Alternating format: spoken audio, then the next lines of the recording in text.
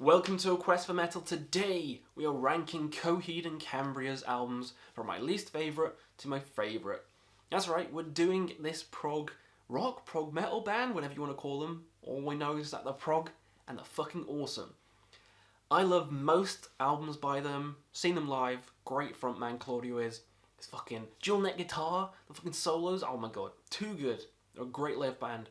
Live band? Great live band. Great live band that you have to see if you enjoy these guys.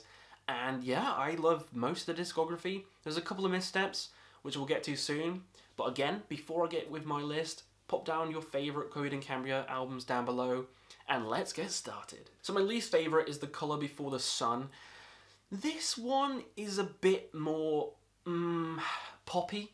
This is kind of like the pop album, and I still enjoy some songs on here, but a lot of it does feel less proggy and more mainstreamy pop, which I don't have, I'm not against. I do like pop as well, but with Coheed, I just love the more progressive and alternative kind of sound that they did all the way before this album. And I think they did a much better job on the album after this, but this is just a weird spot, and it's easily, for me, the worst album by Coheed. Like, if I was going to score it, it'd be like a 5 out of 10. It's a 5 out of 10. I don't hate it. I don't love it. I don't like it. It's middle. Like, I'll put it on and I'll be like, oh, okay. But come on, every other album's better. You Got Spirit Kid is a fun song. Here to Mars is alright. I mean, there's some okay songs on here, but it doesn't hold a candle to the rest of the discography, so let's move on. Next up is Year of the Black Rainbow. This was for a long time considered the worst Coheed album. Just a bit boring, a bit bland, not as poppy. It's still prog, this album, but just a bit kind of underwhelming compared to everything that came before it. And it was my weakest for a long time, but then the next two albums I was like, holy shit, these are awesome. But it does have some fucking kick-ass songs on, way better than Colour Before the Sun. Here We Are Juggernaut being one of them. That's a fantastic song, you can't argue with that. Here We Are Juggernaut is amazing, and The Broken is fantastic as well. The Black Rainbow is cool as well, so there's a lot of cool songs on here. It's not as bad as people said, but it is underwhelming compared to what came before it. That's the only reason people shitting it, is because it's underwhelming to what Coheed has already done. So I think this album's, it's pretty good. It's a 7 out of 10. It's not astounding, but it's definitely a step up from the other album I was mentioning. So Year of the Black Rainbow is going here. Next up is Vaxis Act 1, The Unheavenly Creatures, the latest album by Coheed, and it's a great album. It's a great album, great return to form. The Dark Sentencer being a bloody amazing song, and The Gutter, how cool is The Gutter? Old Flames is nice as well, so this has catchy songs, interesting songs, great songs. It's a massive step up from Colour Before the Sun. I think it's more interesting than The Black Rainbow, and from here on out, these albums are awesome. So from this album forward, they're all awesome. This I would give, like a 7.5 to 8 out of 10. Fantastic album by Coheed, and I hope they keep it up, just like this album. Next up is the Afterman Dissension, the second part of the Afterman duology, and I think the first one's a little bit better, but it's very minute, very minute. This one is fantastic with some amazing proggy songs like Century the Defiant, how good is that? And Gravity's Union, one of my favourite songs off the album, and also the ballad Dark Side of Me, which is a beautiful song by Coheed, and one that should be on everyone's playlist. So this album is an awesome second part to the duology, and I love it to pieces. I love this album to pieces, but I think the first one has a little bit of an edge over it, just a little bit. I love both of them. They're both like 9s for me. I loved them when they came out. Got them when they came out. Still love them today. And yeah, let's move on to the first part. Yeah, Ascension, Domino the Destitute, that 7-minute long epic song.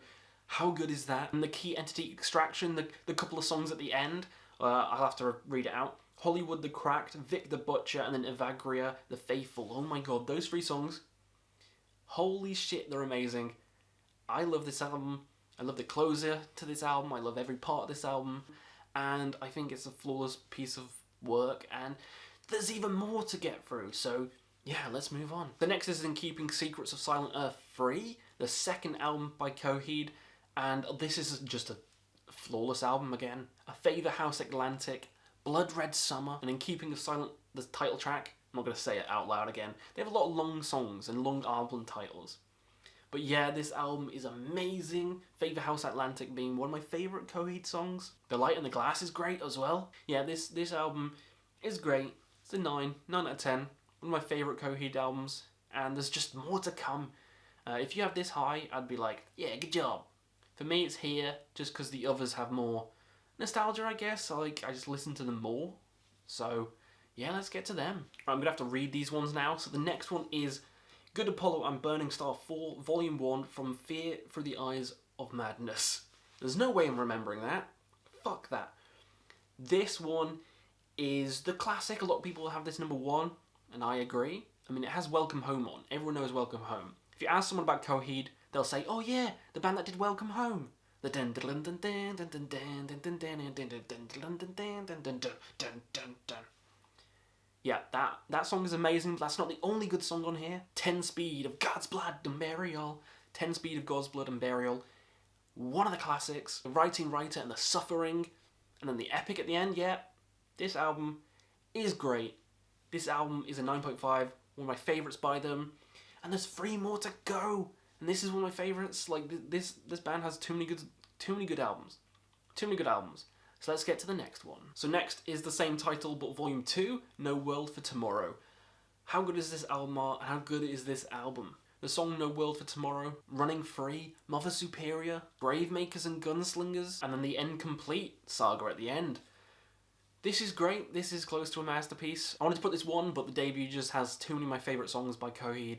But if you're getting into Coheed, the albums I'd probably choose are these two, the ones I just mentioned, part of this duology.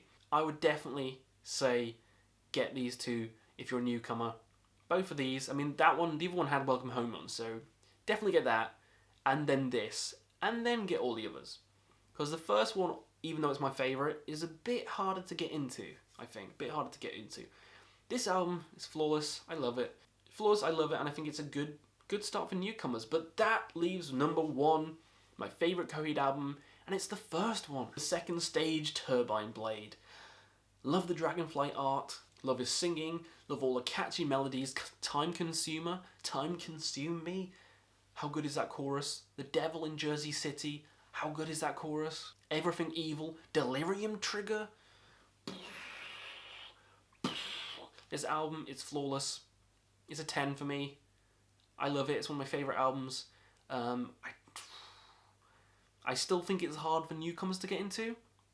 I still think I'd pick the other ones for newer people to get into, because I didn't get into it from this one. I thought this one was a bit harsh, a bit less polished than the other ones I mentioned, but then eventually, on listening and re-listening, this became my favourite.